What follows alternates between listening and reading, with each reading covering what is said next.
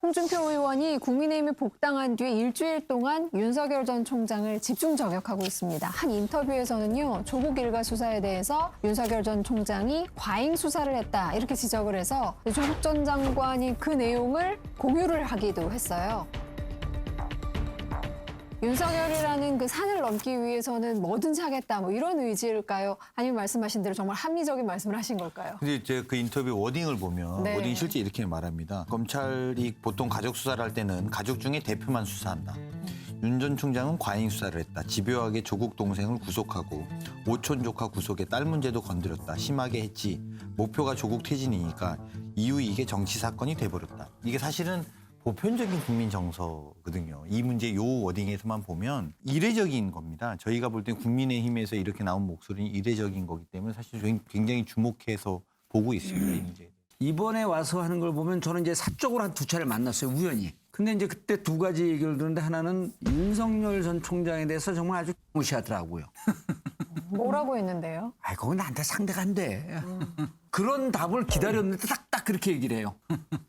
근데 복당하고 난 다음에 정무적으로 보면 막 말하는 것 같은데 무척 정제되고 조심하면서 얘기하고 있다. 확실히 특히 본인의 달라졌어요. 정치적 입장에 대해서는. 그리고 막말 이런 얘기 기자들이 물어보니까 사람들이 싫어하는 건 하지 말아야지.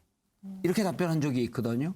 그 본인도 이제는 정치 인생으로 거의 마지막 도전의 시기가 왔고 본인의 기본 캐릭터를 좀 재미있고 좀 익사이팅하게 이렇게 전달은 하되 약간 정치 입장은 좀 중도 쪽으로 오려고 하는 노력. 네. 그리고 말도 거침없이 얘기하는 척하면서 조심하고 있다. 근데 이제 선거 캠페인으로만 놓고 보면 미국의 트럼프 대통령의 선거 캠페인하고 되게 비슷합니다. 거침없이 말을 하고 관심을 받고 후보가 많은데 이제 집중력을 본인이 모아가는 스타일이거든요. 그래서 어느 정도 위치에 올라가면 합리적인 말을 해서 중도 표심을 공략한다는 계획을 갖고 계실 거예요. 그래서 지금은 거침없이 말하고, 근데 거침없이 말하는 것도 보면 저격하는 대상이 명확하거든요.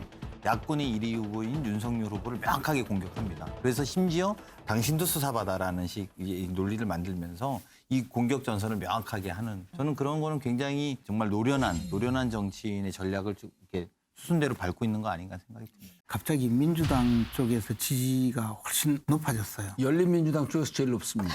제가 친하다고 계속 얘기하니까. 최근에 지난번 여론조사 그때 보면 윤석열 총장의 지지율이 압도적으로 높고 유승민 의원이 지지율이 2위였거든요. 네. 근데 그때도 유승민 의원의 지지자들의 대부분은 민주당, 열린민주당, 정의당이었고 그것이 또 바뀌어서 이번에 그 MBN 여론조사를 보면 유승민 의원이 차지했던 범야권 2위의 자리를 거의 비슷한 비율로 홍준표 의원이 차지했거든요. 근데 홍준표 의원의 지지자들도 보면 사실 국민의힘 지지자는 별로 없고 민주당, 열린민주당, 정의당 지지자들이 많았어요. 근데 이제 홍준표 의원은 특징이 윤석열을 공격해야 되겠다 하면 다각도로 이제 공격을 하다 보니까 민주당이 주장하는 그런 방식의 그 논리도 역시 그 사용을 했던 것으로 보입니다. 그러니까 이제 민주당, 열린민주당 지지자들은 마음에 쏙 들게 지금 된 거죠.